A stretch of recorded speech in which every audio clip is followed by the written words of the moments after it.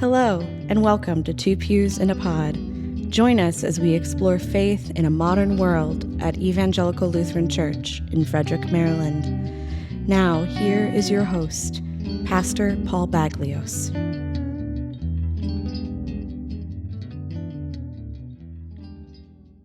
I'm Paul Baglios. And I'm Megan Wyatt. And we welcome you to this first episode in a planned 8-episode series on faith and vocation. And we are joined today for this episode by two members of the congregation, Linda Coe and Dean Simmons, who will introduce themselves momentarily.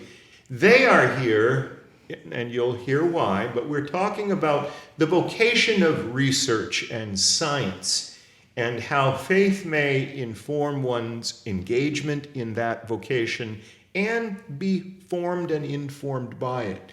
We're thrilled to have you here. One final comment, I want to acknowledge that the idea for this particular series was Megan's. She began to talk with me about it a few weeks ago, and we are hoping to have 2 guests for each of the 8 episodes. And thank you, Megan. You're welcome. And we'll hear who you are and what you have done in your professional lives. Linda Coe. I grew up in upstate New York, in Endicott, New York, and decided as a very young child that I wanted to be a nurse. Although that later became a bit conflicted when I also wanted to study music. So my guidance counselor met with me and my mother, and he said, "You won't make enough money being a musician, so be a nurse," because that's what my wife does. And she was my nurse at the pediatric office, so I took that recommendation, and it was one of the best I've received in my career to start that path. I studied at Binghamton University, received my Bachelor of Science in Nursing, and worked in the local area at the Catholic Hospital, Lourdes Hospital, for 2.5 years, and became a bit bored after 2.5 years, although my background there was very interesting because I was able to take care of many kinds of patients, including pediatric oncology, which was challenging. So I had the opportunity to move to this area in 1984 and applied for a job at NIH and got hired on the spot. No reference checks back in those days. Wow. Yeah. And many may recognize that, but perhaps not all. Right. So NIH is? The National Institutes of Health in Bethesda, Maryland. It has a hospital called the Clinical Center, and it is a world-renowned clinical research facility, the largest in the world. An amazing place to work. It was a wonderful career. Within 2.5 years of being a staff nurse who supported clinical research, I decided to start working on a master's degree in science at Catholic University in Washington, D.C., and received that, and then was able to move through various different segments of the nursing profession. I became a clinical nurse specialist. I then became a nurse manager, and later an associate director for clinical management in the clinical center. In the National Institute of Allergy and Infectious Diseases, working with some very prominent physicians and scientists. Later, I moved to a research facility here in Frederick at Fort Detrick that was under construction.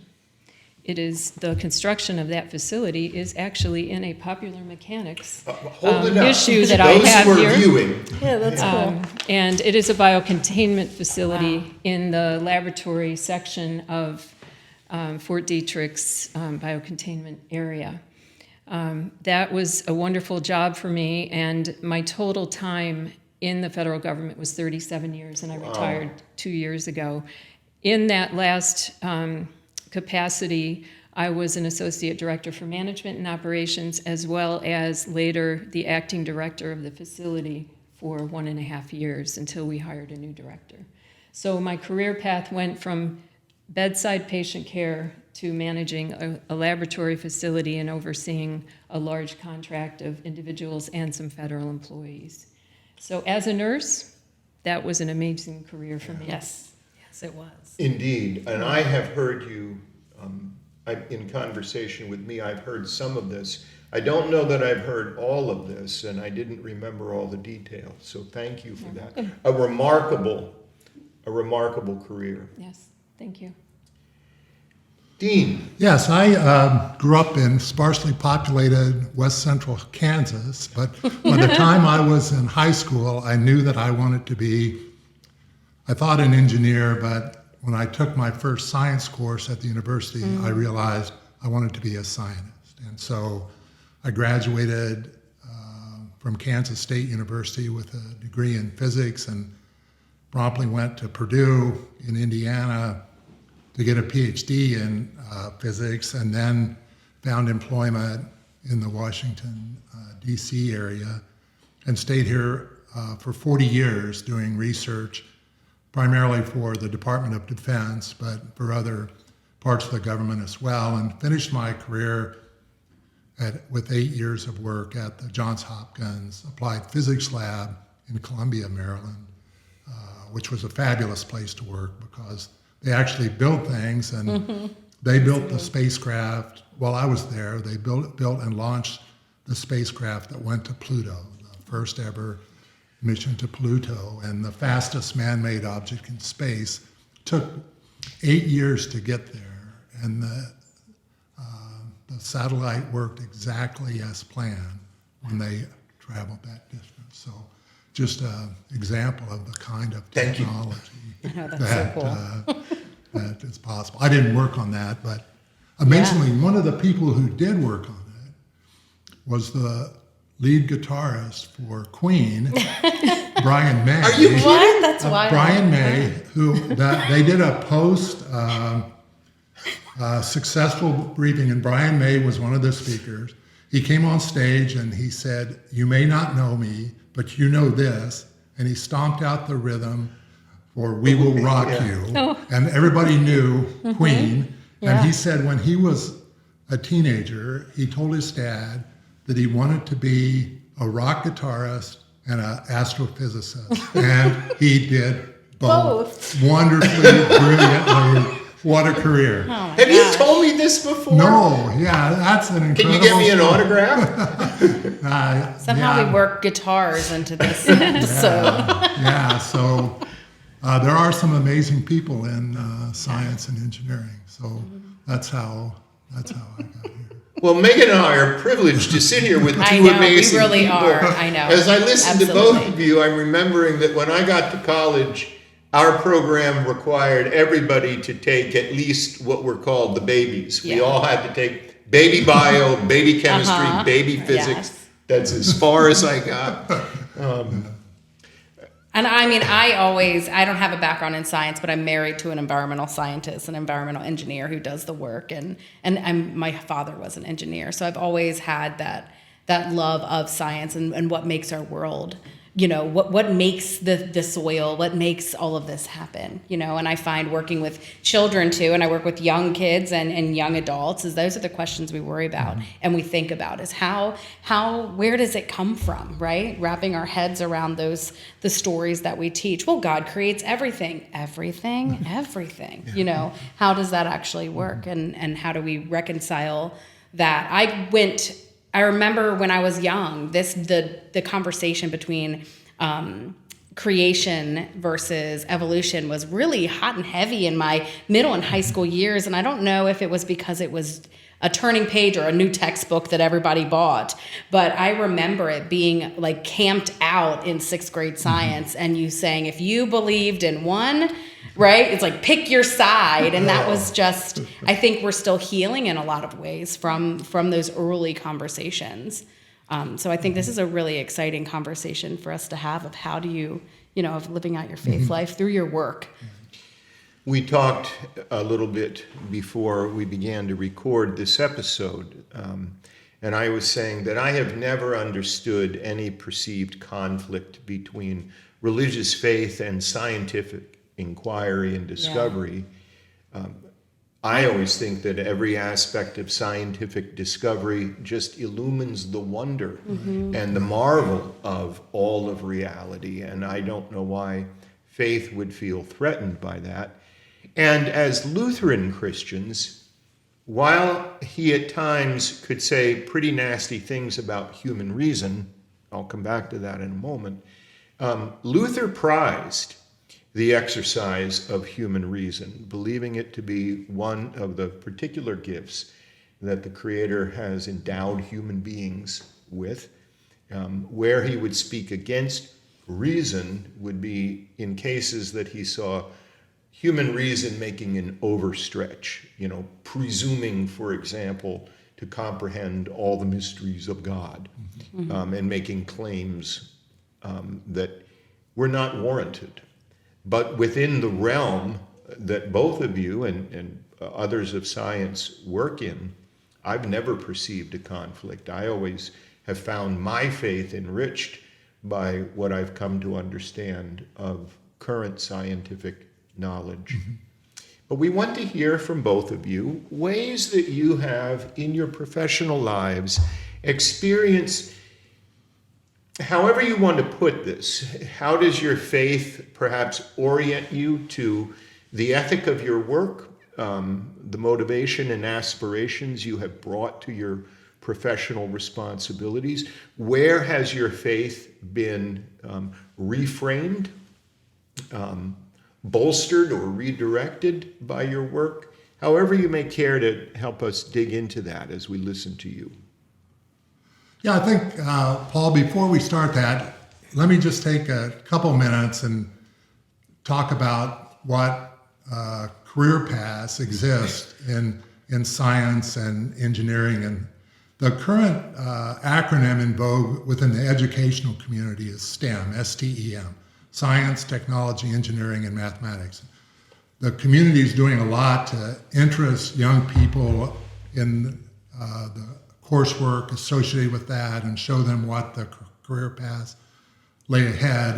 And those 4 areas in a slightly different order sort of show the vocational level of the scientific profession. So science, the people who are actually doing science as a career are mostly PhDs. So that's the highest level, whether that's in physical sciences or in life sciences, biology, where Linda worked.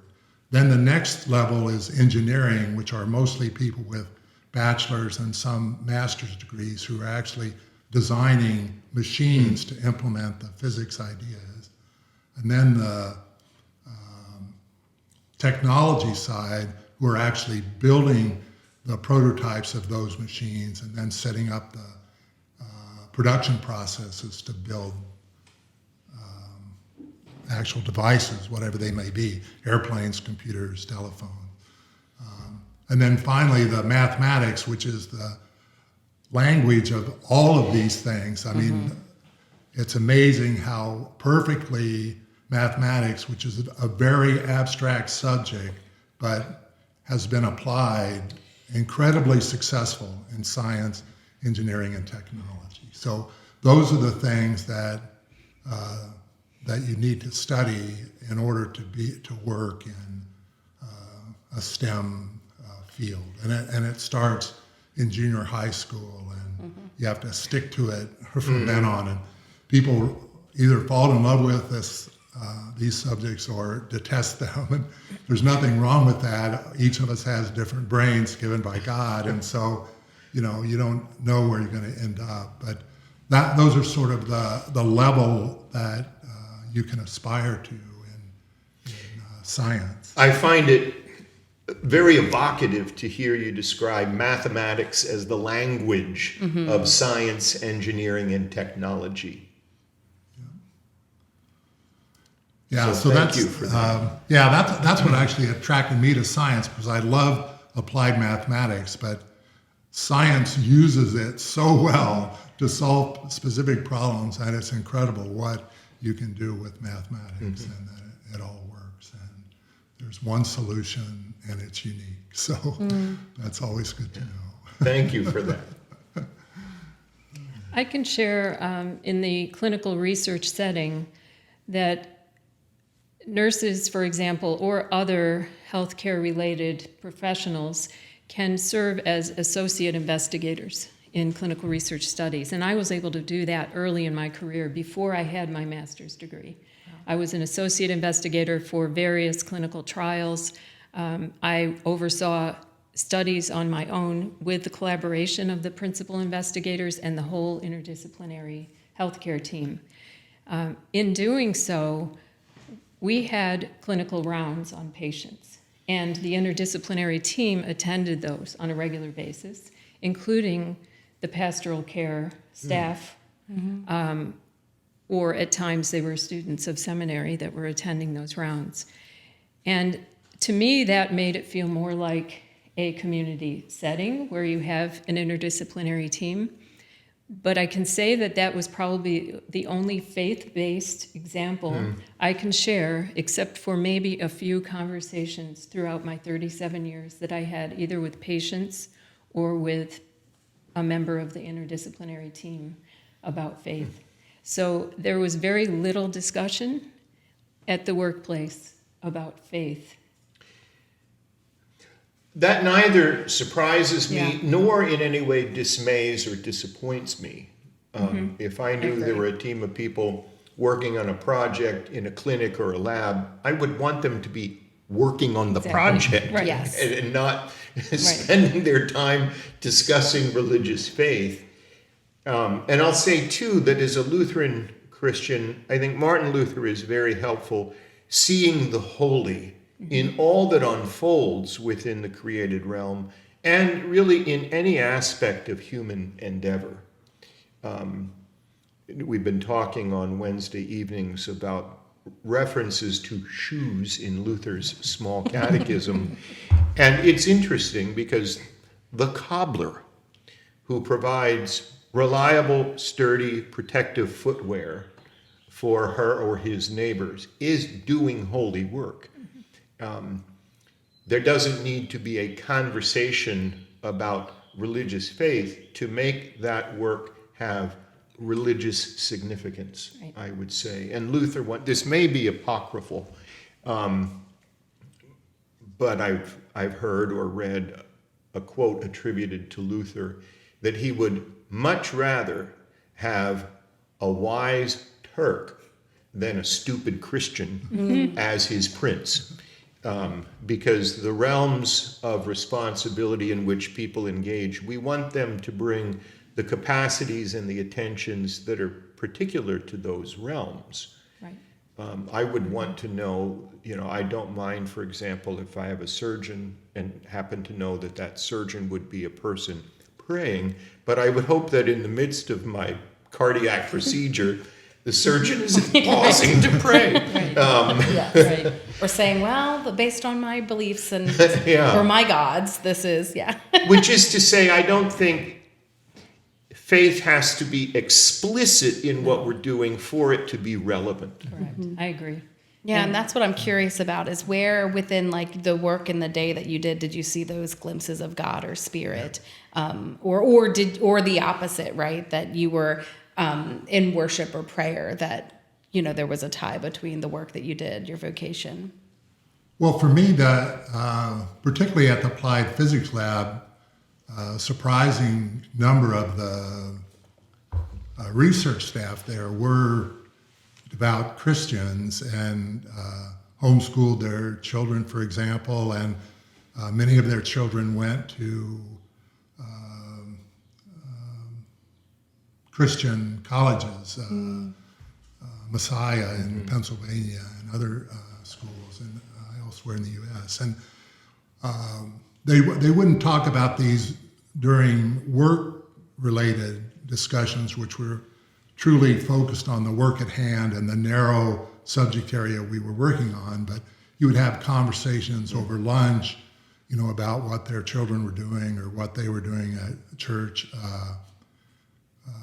in the cafeteria, or when we were traveling, if we were riding in the same car, people would have personal conversations about the religious aspects of their life. So it wasn't hidden, but during the true work part of the day, your focus was very narrow on the subject area that you were being paid to investigate. And the director of the lab, for frequently said, stick to your knitting. That's what he wanted people to do. Stick to your job. knitting. You can bring up these other things on your own time. I think there were some Bible study, prayer sessions early in the morning before work began. People would take advantage of empty facilities to do that.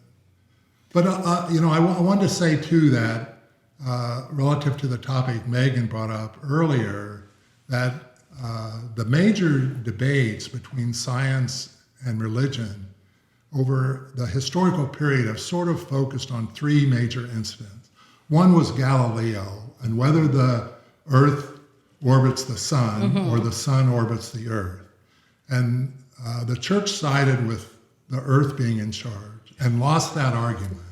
And since then has stayed away really from the details of how science works. That was, it fell on its sword over that one and didn't work out well. And then Darwin and evolution and whether humans were descended from apes was a major point of contention in the 1800s.